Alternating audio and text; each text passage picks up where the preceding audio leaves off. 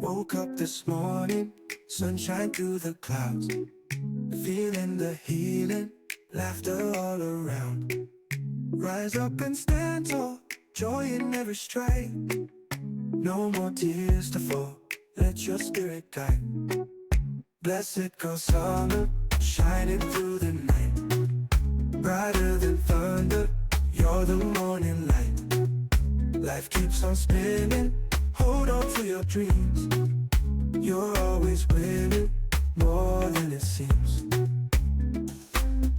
Hear the drums calling, dancing to the dawn. Keep on believing, strength in every song.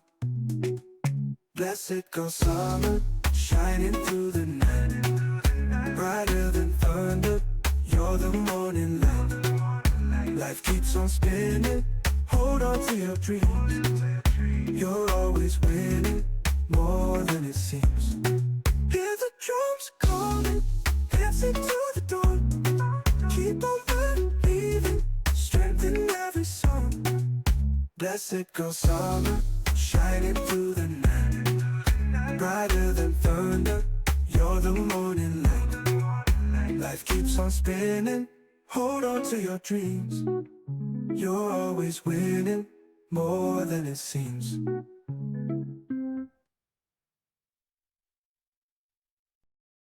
Hey guys, welcome to this week's episode. Can y'all believe season 3 has been a phenomenal season. We are at the end of season 3 now, closing out the season. I'm thinking back on some of the things that we've talked about. Y'all, we have covered setting boundaries. We've talked about resources that I have found to be helpful for me. We've talked about the importance of sowing seeds. We've talked about therapy, right? Like navigating that space, navigating my therapy journey. I even went into redefining friendships, what that looks like for me. I also talked about my mantra, doing hard things this year and just really making a decision to move with the Lord, right? Walk with God. And so many things have been discussed this season. And a topic that I wanted to discuss or talk about that I feel is really important as it concerns me keeping it personal, right? Is honesty, right? Is honesty. I think, a lot of times I'll speak for myself. I'll start out talking about myself. I think for me, it has always been very easy to be transparent, right? To have transparent conversations. I love to talk, right? I love to have conversations. I love to get to know people. I don't necessarily have a problem sharing my story. And a lot of times when you're sharing things that you are transparent about, for me, typically it's things that I've already processed, I've already been through, I've already worked out. I know what the end looked like. You know what I mean? I know how it worked itself out or how it didn't. I know what the lessons were that I learned from that space. And so it's easier to be more transparent because I kind of already know. I know how it started and I know how it ended, right? So, why not share? Why not share that information?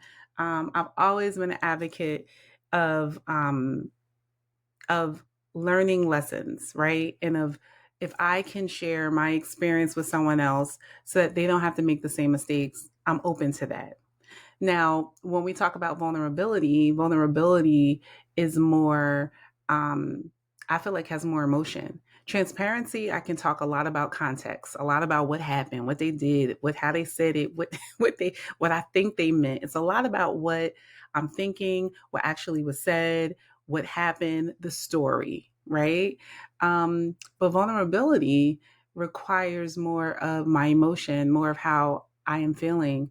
And even in times when I don't know how the story ends, right? Even when I don't know how I'm going to navigate this space, even when I don't know, I don't feel at my greatest right now, right? The story hasn't ended, so I can't say I won. I can't say it worked out for my good. You know what I mean? I can't say that, what does the scripture say? That everything that the enemy means for evil, God turns to good. I haven't seen it turn to good. It's still feeling pretty evil right now. And I'm not really feeling that great about it. And just being able to be vulnerable. And so I wanted to talk about that, especially as it concerns therapy. I think in this world that we live in, there's a lot of, like, people don't really want to know. I think the feeling can be that people don't really want to know how I'm really feeling. People don't really want my honest opinion. People don't really want me to be vulnerable. People want to feel better about the conversation. I want to feel better about the conversation. Maybe I don't want you to feel sorry for me, or I don't want to feel like I'm in a bad spot, or I'm in a vulnerable or a transparent or a moment where I'm in need of something that I haven't figured out how it's going to be fulfilled for me. And so for me, that has traditionally been, and quite honestly still, a more difficult space. And one of the things that I wanted to do in this season was be more vulnerable, be more um, personable, share a little bit more about my journey and the things that I've had to walk through, that and some of those things that I'm still walking through, right? So haven't necessarily fully evolved in that space. I'm still currently evolving, or maybe currently figuring it out, or maybe I just even realize that it's something that I'm struggling with, right? And so being able to share an emotion, share something that's not fully processed through. I'm really big on processing. I'm really big on thinking, and it makes me feel like I have more control to be able to have processed it, to understand it, to know how I might feel about it, to prepare myself. Oh, that is the word. Thank you, Holy Spirit. That is the word. Wanting to be able to be prepared, wanting to be prepared for whatever may come. I don't want to be thrown off. I don't want to be caught off guard. I don't want to step into something and just not know what I'm about to do. And so, as a Black woman, and as a woman who has survived a lot of things, right? And so, having gone through 9, 10 years of marriage and got a divorce and had to be a single mom of three, and even through that marriage, um, half the time being single, right? You don't need any more surprises, or you feel like you don't want any more surprises. You can't afford any more surprises, and you kind of want to be prepared for everything. And so I definitely feel like I've been a person who went into overdrive in terms of control, in terms of being able to be prepared for things. And where does vulnerability fit in that space, right? Like, that's not helpful.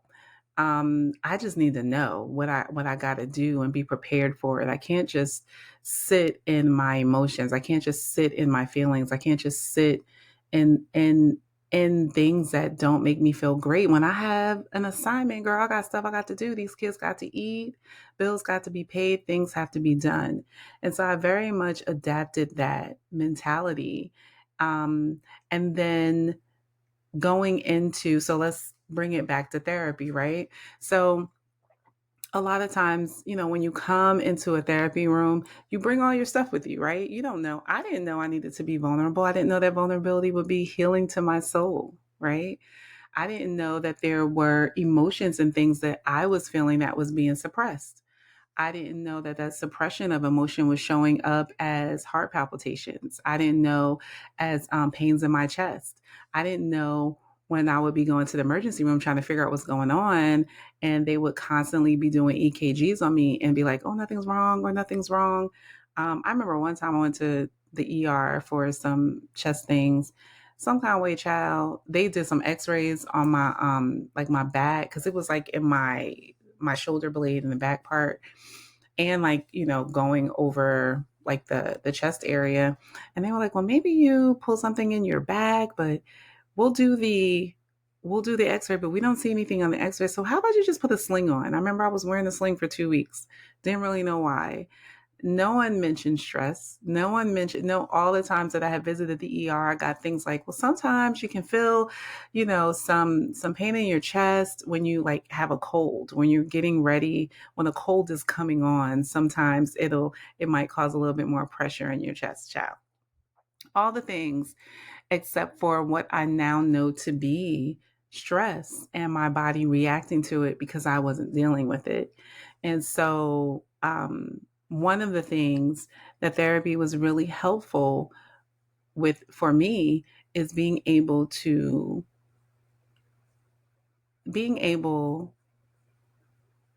embrace emotion, right? And so being able to embrace emotions beyond I'm upset or I'm happy. Sad was like a cuss word for me or something. Like, you sad? Like, that was not even something I very rarely, I don't even remember. I think just recently I may say I felt a little down or I felt a little sad. Like, I know that was not a word in my vocabulary, child. And for those of you who are watching this on video, I have my emotion wheel pillow with me. Y'all, I could talk to you about fear, but fear I wasn't really going to admit. That wasn't really something I was admitting. But I could definitely talk to you about anger, and I could definitely talk to you about happy. Now, surprise too, those are good. Those are in the good spaces. But I could not talk to you about nothing sad. Disgust, I could talk to you about too. And fear, depending upon the situation, right? Because if fear is going to make me look vulnerable, I'm not really talking about that. So these things in this little circle right here are typically emotions that people go to emotions, but what has produced this is typically some of these other emotion words or feelings, right? And so therapy really helped me begin to explore what are the underlying feelings that I am having that is producing this anger. So, just for example, um, let's just say I was angry. I was feeling angry. But what I hadn't realized is that I was actually feeling frustrated, right? And maybe that frustration was coming from um, my suspicion of something, or maybe I was irritated by something. And I didn't know that I was really irritated, and that irritated, gone unchecked, turned into frustration. And that frustration, after a while, has presented itself as anger. And so then the question becomes, well, what are you irritated about? What's irritating you? Why are you irritated about that thing? And then can we talk a little bit more about that? But if you're just stuck with anger, that's a quick thing. Like, I'm mad. I don't want to be mad no more. And you need to cut it out. And but I can't even really explain what you need to cut out in terms of feelings or emotions because I don't know because I haven't taken the time. So what I'm saying is for me, there was a need to learn new language, to understand myself better, to understand a greater self awareness, a greater sense of self, right? Understanding myself a little bit better, understanding that anger is typically like the last emotion. I've probably experienced like three or four emotions before I've gotten to anger. I may have been sad about something. Something may have actually hurt my feelings and made me feel sad, made me feel maybe not wanted, made me feel overlooked, made me feel undervalued, right? And then maybe those feelings then cause me to get irritated. I'm irritated because I'm constantly overlooked, right? And then that irritation then begin to turn into frustration. Now I'm highly frustrated. Now everything is aggravating me. And now I have moved on to anger. I'm just pissed off. I'm just here. I'm just mad all the time. Don't want to get up. Didn't want to come to this location. Didn't want to do this job. Didn't want to do this thing. But that whole thing started with a feeling of being overlooked, undervalued, underappreciated, right? But not having the language for those words and not wanting to admit those words because those words feel very vulnerable to me. So if I am in survival mode and if I'm walking around because I have to do certain things to take care of myself, to provide for my family, to provide for my well-being, and I feel like I can't afford to feel bad for myself because I'm not feeling appreciated, because at the end of the day I still got to come to this place. I still got to do this thing. So what does it matter that I feel that way? Bypass that emotion. Um and that's how I kind of lived, right? I never really sat down and broke it down enough to really go back that far. I just knew I was angry, was frustrated, couldn't stand this, had to do it, and so I'm here. Can you imagine just constantly just living with those feelings? How that would just impact how you show up in so many other places. It's going to impact how I handle my kids, right? Because your mama been mad all day, right? Don't say the wrong thing. Don't break something. Lord, don't break something. Don't forget that you're supposed to do something. Don't lose my money. Like, then I'm livid, right? And so, one of the things that therapy really helped me do was understand that there's more to this, there's more layers to this thing. And the reason why it's important for me to understand the layers is so that I can love on me. Like, girl, let's go back to the feeling of being unappreciated, right? So, girl, you're getting up, you're doing this work, you're doing these things for these people at this job, and you're not feeling appreciated. How sad is that? That you're putting forth all that you have, you're putting forth your effort, you're doing the thing, and people don't even see you. People are not even recognizing how you show up. People don't care. They just want you to keep pushing out the work. That's sad. And you get to love on yourself. You get to show some compassion for yourself for the treatment that you're receiving. And now I don't have to jump to angry because I understand what's going on. I understand that I'm sad. I understand that this is not serving the best version of me. And then I get to explore, well, is there anything else that I could be doing? Or is it just the system that I'm in? Or is it just the people that I'm working for? Like, and then as I begin to explore that, and I see that I've done all I can do, it's the system, right? Then I can be like, all right, well, we deserve more. What do we need to do to get out of this system? What do we need to do to be someplace else where I'm valued, right? Is it me starting a business? Is it me starting something on the side? Is it me applying for other jobs? Is it me increasing my education or my skill set so that I can move into a different location or I can apply for something else? So it begins to make it begins to let the focus not be on the anger and the frustration and all that, but to really be on what the problem is and then begin to find a solution for that problem. And so, and I'm not talking about any job that I'm at now, just to clarify, but this has been something that I have experienced in the past as a Black woman working um, in the organizations that I've worked in. And this is just an example of how having a space and being able to talk to someone that allows you, that helps you process through the emotions, the feelings, the things behind what's going on with you, and even helping you connect the dots as to how this feeling of undervalue over here shows up in other spaces, shows up in your body, okay? Might show up in your parenting, might show up in your relationship, just show up in your level of irritation and frustration, just shows up in so many different ways. And um, so I kind of went, I'm just going with the flow because I kind of went into one aspect of this. But what I really wanted to talk about was honesty, right? And I say all this two parts. One part, I think that a lot of us are challenged with being honest with ourselves and being honest with others. for several reasons, right? And one of the first reasons that I gave was because maybe I didn't really have a choice. I'm in survival mode. I'm in this space where I got to get things done. I really haven't had time to sit with myself. So I don't really understand. I don't really know.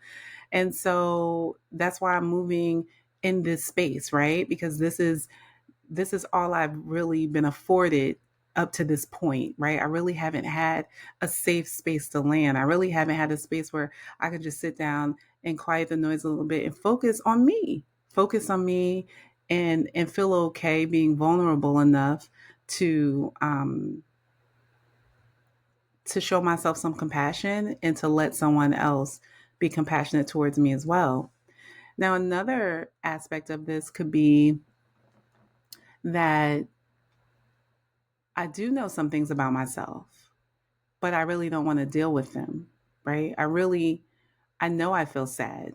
I know I feel sad and I know that I feel undervalued, but that doesn't look good and it doesn't feel good to me. And I don't want to speak it out loud. I don't want to say it out loud. I want it to not be the truth. And I want to keep pretending that it is something different than it is. And so when I get into these spaces that are designed to be safe instead of being vulnerable and instead of being honest, I continue the perception that I'm using, as a coping mechanism to protect myself. But it's not really protecting me. It's just keeping me in the same situation or the same space that I'm in. And so I think that is what I kind of wanted to talk about today, even though we are already 20 minutes in.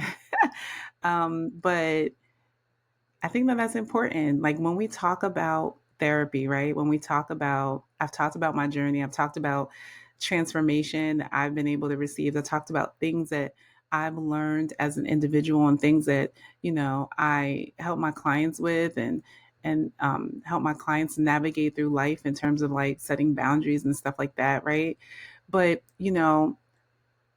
therapy can only be as effective as the person is willing to be open, right? As a person is willing to be honest. Because if you are not open and honest, then the therapist can't, they only can work with what you give them. Now, of course, we study behavior and we learn different interventions and we learn things. And a part of that goal is to help you get to that place of comfortability where you feel safe enough to share, right? But listen, some of us be up in these sessions, we be here for years, 2 years, and still ain't been honest, right? Still ain't been honest in these sessions. And we got to ask ourselves, do we want healing? Do we want growth? Or do we want the same? Right? Do we want healing? Do we want growth? Do we want the same? Because healing and growth is going to require some work. It's going to require um, being in spaces that feel uncomfortable. It's going to require your honesty and your openness, letting someone really see you, right? And so that they can really help you navigate through the things that really is going on. And I just wanted to encourage you in this podcast today that um, majority of the work that is done in therapy is done outside of the session, right? So when you come into the session, come with your full self. Come as honest, come as vulnerable, come as open, come as willing to the process as you can so that you can really get some freedom, right? So that you can really experience some growth. Like when I get into my sessions, I take my sessions very seriously. I'm going to share with my therapist stuff that, I may not share with anybody else because I want to grow. I want to I want to know what is really going on with me. I want to know why am I really showing up this way? Why are things, you know, why am I experiencing some of the things that I'm experiencing? How can I do this better? How can I be a better version of myself, right? At the end of the day, we want to be the best versions of who we are. At least that's what I want from my clients, right? I want them to be able to show up as their best selves, to be able to have the tools to be their best selves, so that they can live their best lives, right?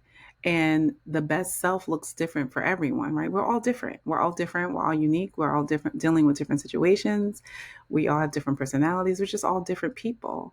But I want to be the best version of myself that I can be. And I can't do that without being honest. I can't do that without being transparent. I can't do that without letting people really see who I am. And I want to say that there's so much strength in vulnerability. It makes you so much stronger. Can you imagine? So let's say if I am concerned with someone knowing that um, I'm not valued, really, like, is that could, for me, maybe feel like they're implying I'm not worthy, right? That, or maybe I could be taking that as I'm not good enough, right? And so that feels bad to me. And that's not something that I necessarily want to share with someone else. I don't want people having the perspective or the viewpoint that I'm not valuable or that I'm not worthy or that I'm not important. And so therefore, I mask that. I don't talk about that feeling. I mask that and I'm like, you know, well, I just don't like X, Y, and Z. Because if they would get their stuff together, I'm sick of this place. They don't never do, X, Y, and Z. If I'm saying all these other things other than my real feeling, the core feeling, the main thing that has me so annoyed with everyone, that has me so frustrated in this relationship, right? That has me so aggravated and on edge all of the time. Um, then I'm just going to stay in that space. That's going to be how I respond, how I react, what I do, how I show up. Then, probably going to be labeled the angry black girl, the angry girl. You so, can't nobody talk to you, and all these other labels that other people are going to throw on me that I might receive, I may not receive, I may just take on as, a part of who I am because this is what I'm getting. Or I could come into session and I could say, I'm so upset about this thing and this one did this or whatever. Me and my therapist can engage in conversation and then they can challenge me or ask me to go a little bit deeper with that. Like, what is that bringing up? What am I thinking about? Or how am I feeling? And instead of turning off the I feel unworthy or the I feel not valuable feeling, instead of turning that off and making it something different, I could share that. I could say I feel unvaluable, I feel not worthy, and then we can explore that. What makes you feel that way? Like, what, and then we can talk around that. And maybe the situation doesn't require, doesn't maybe the situation doesn't meet the feeling, right? Maybe they didn't do anything to make me feel unworthy. Maybe it wasn't that particular situation. Maybe it was something else that happened in my past. Maybe it was when I was younger and people used to ignore me, right? And they didn't listen to me.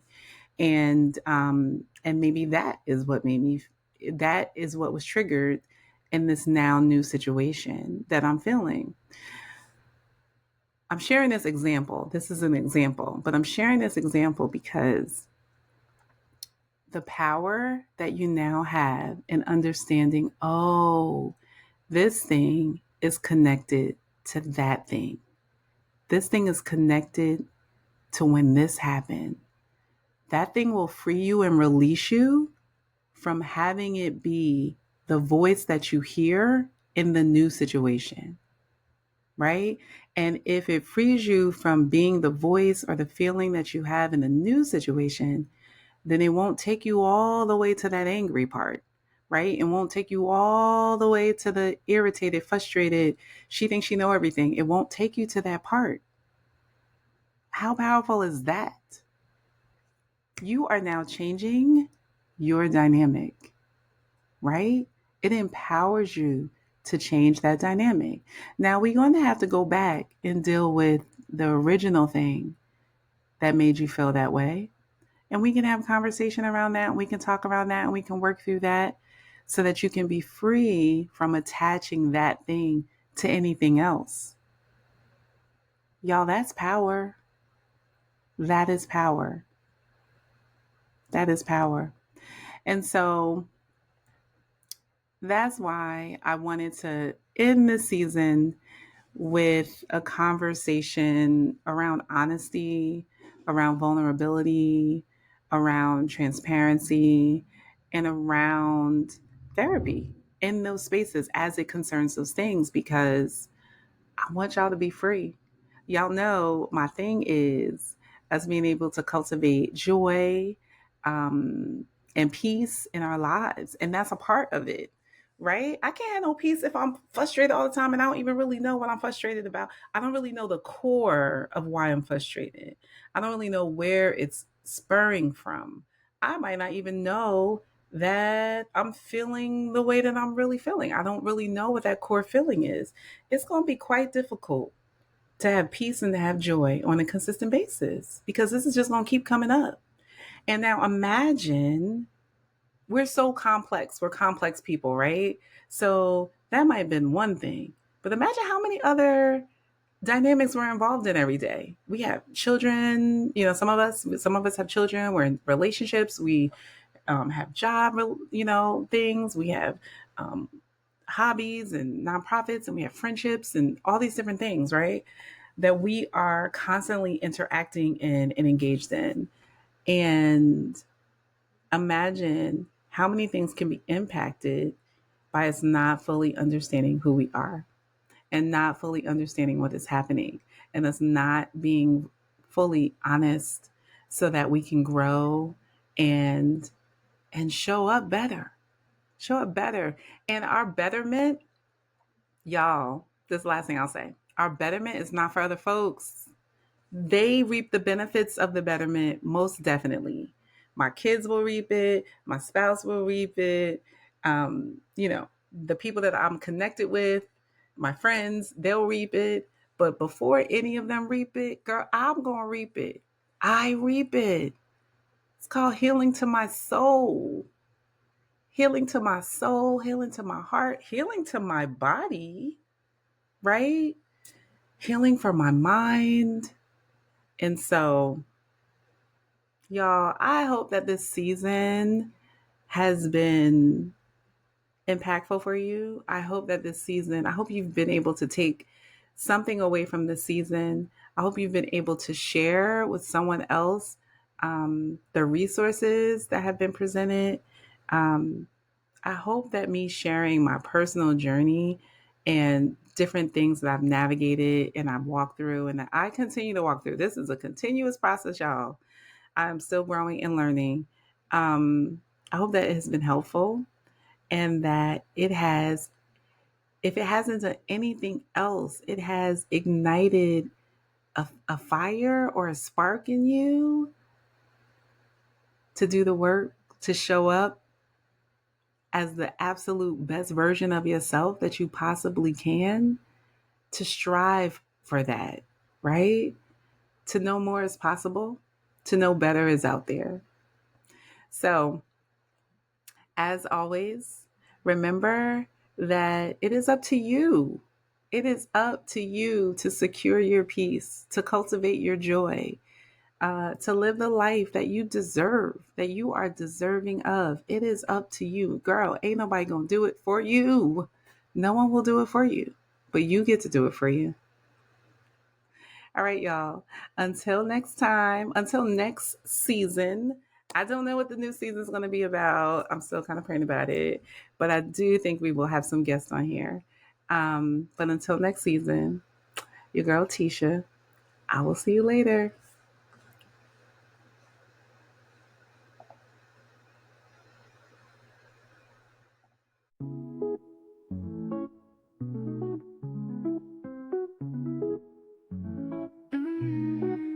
Woke up this morning, sunshine through the clouds, feeling the healing, laughter all around.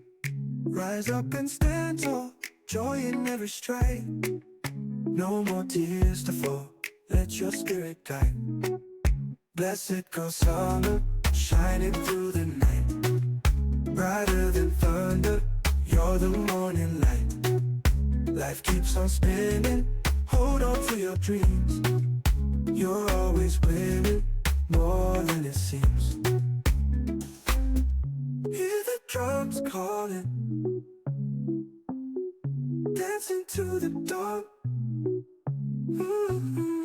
Keep on believing, strength in every song.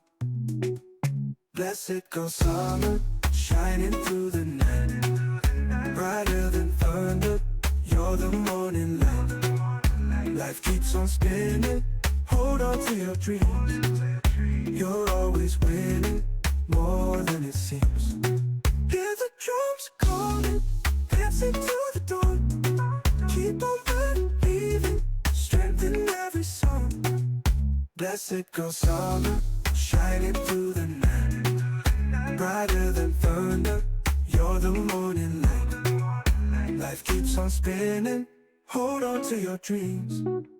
You're always winning, more than it seems.